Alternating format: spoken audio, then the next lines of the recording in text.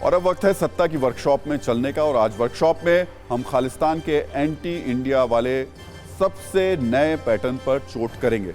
और हम आपको ये बता दें कि हमें बार बार सत्ता की वर्कशॉप में पिछले कुछ दिनों में जो सबसे ज़्यादा लेकर चलना पड़ा है वो ख़ास तौर से उन खालिस्तानियों को लेकर चलना पड़ा है जो गाहे बगाहे कभी ब्रिटेन में कभी कहीं और कोशिश में रहते हैं कि भारत के खिलाफ जो उनकी साजिशें हैं, जो उनका प्रोपोगेंडा है, उसे दुनिया के सामने वो रखते रहें। लेकिन हर बार उनकी साजिशों को मुंहतोड़ जवाब भी दिया जाता है। तो मैं जिस पैटर्न की बात कर रहा था, ये पैटर्न है अलग अलग देशों में भारत के उच्चायुक्तों को टारगेट करने का, उन्हें अपमानित करने का। और कहीं ना कहीं इस साजिश के प्रायोजक हैं कनाडा के राष्ट्रपति जस्टिन ट्रूडो। इसलिए सत्ता की वर्कशॉप में हम खालिस्तान के साथ ट्रूडो की भी सुपर फास्ट सर्विस करेंगे। तो चलिए सबसे पहले सत्ता की वर्कशॉप का शटर हमने उठा दिया है। पहले आपको वर्कशॉप की टूल किट एक बार दिखा देते हैं। ये जो हमारी टूल किट है जिसके ज़रिए हम तसल्ली बख्श मरम्मत की गारंटी देते हैं। आज पहले हम पेचकस की मदद लेंगे और इस पेचकस की मदद इसलिए लेंगे कि ताकि ज़ोर शोर से जो उफान मारती खालिस्तानी ख्वाहिशें हैं उनको थोड़ा पेचकस दिया जाए उनका। इसके बाद प्लास वाला भी एक आज हमें एक्सपेरिमेंट करना होगा, उसका ट्रीटमेंट देना होगा और इससे हम जस्टिन ट्रूडो के खालिस्तान वाले प्रेम को लाइन पर ला करके थोड़ा अलाइन करेंगे। फिर वर्कशॉप का हमारा अगला टूल होगा हथौड़ा। और इस हथौड़े की ज़रूरत इस वक्त सबसे ज़्यादा खालिस्तानियों को है जो लगातार भारत के खिलाफ प्रोपोगेंडा कर रहे हैं। खालिस्तान के जहरीले और नए एजेंडे पर चोट करना इस हथौड़े से बहुत ज़रूरी हो जाता है। लेकिन मैं फिर से कह दूं कि ये जो टूल हम आपको दिखा रहे हैं, ये औजार हम आपको दिखा रहे हैं, ये प्रतीक के तौर पर हैं।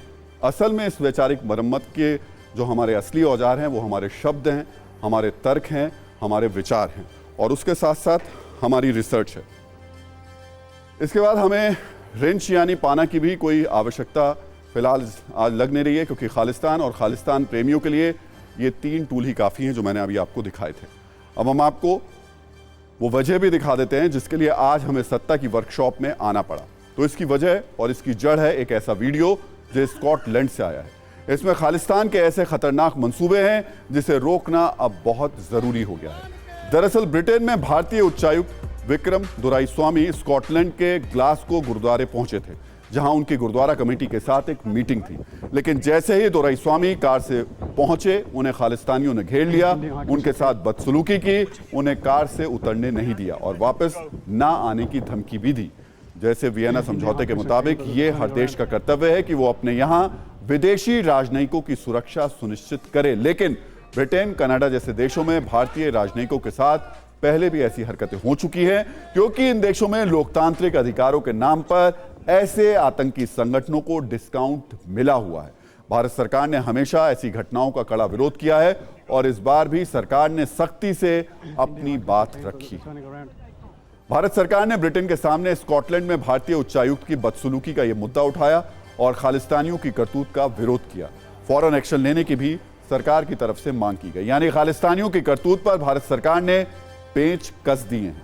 जवाब में ब्रिटेन के विदेश मंत्रालय ने कहा कि उसके लिए विदेशी राजनयिकों की सुरक्षा सर्वोपरि है, लेकिन जिस तरह से दूसरे देशों में भारत के खिलाफ खालिस्तान का जहरीला एजेंडा और हिमाकत बढ़ती जा रही है, उससे भारत में गुस्सा बहुत है।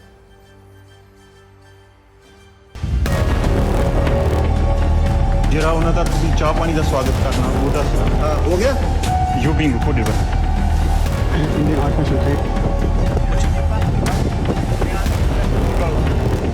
है, श्रद्धा है, उस पर जब प्रहार होता है तो निश्चित तौर से जो ओपन वर्ल्ड है उस ओपन वर्ल्ड में जो है वो उस पर कई सवाल खड़े होते हैं और जो कुछ भी है उससे हम सहमत नहीं हैं, गलत है।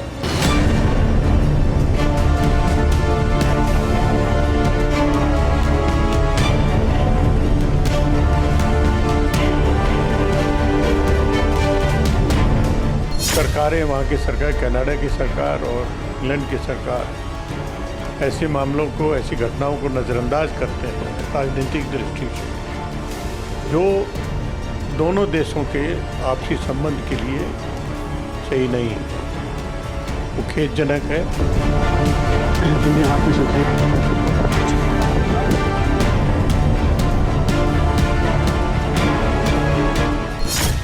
इस प्रकार के लोगों को छूट दे रहे हैं जो कि उनकी धरती पे जाकर वहाँ के हिंदुओं को, जो कैनेडियन हिंदूज हैं, उनको भी धमकाते हैं और कहते हैं कि आप कनाडा छोड़िए।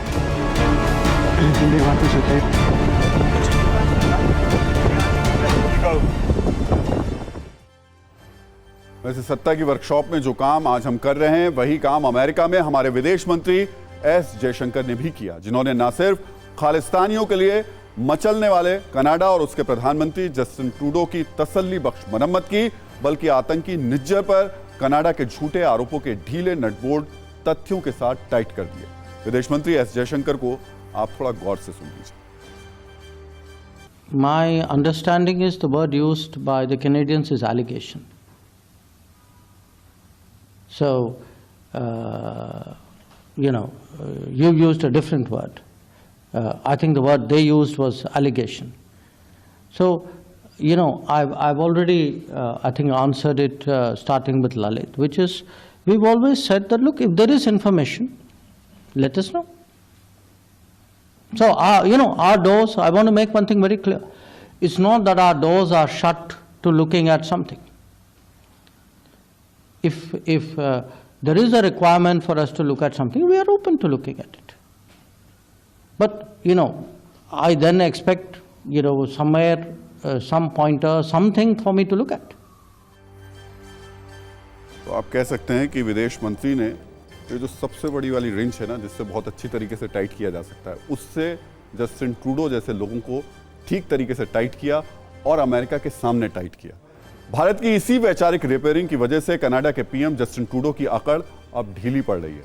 निज्जर की हत्या के बाद हवाई दावों के दम पर हेकड़ी दिखाने वाले ट्रूडो की गर्मी अब दिन के साथ कम होती जा रही है, और जैसे जैसे ये गर्मी कम हो रही है वैसे वैसे उनके बयान नरम पड़ते जा रहे हैं और दावे पंचर भी होते जा रहे हैं। ट्रूडो के बयानों के पेच कितने ढीले पड़ गए हैं, ये भी आप जरा गौर से देखिएगा। Credible allegations of a potential link between agents of the government of India and the killing of a Canadian citizen, Hardeep Singh Nijjar. There are credible reasons to believe that agents of the government of India were involved in the killing of a Canadian on Canadian soil. And we are there to work constructively with India, and we hope that they engage with us so that we can get to the bottom of this very serious matter. India is a growing economic power and important geopolitical player. And as we presented with our Indo-Pacific strategy just last year, we're very serious about building closer ties with India. तो Justin Trudeau को आपने 4 बयानों में सुना और आप समझ गए कि जब भारत ने ठीक तरीके से उनके पेच टाइट किया तो उसके बाद वो जो भारत पर अपने पहले बयान में आरोप लगा रहे थे, उसके बाद में आखिरी बयान में उन्हें भारत की तमाम तरीके की जो विकास है, तमाम तरीके की जो तरक्की है, वो सब कुछ दिखाई देनी शुरू हो गई।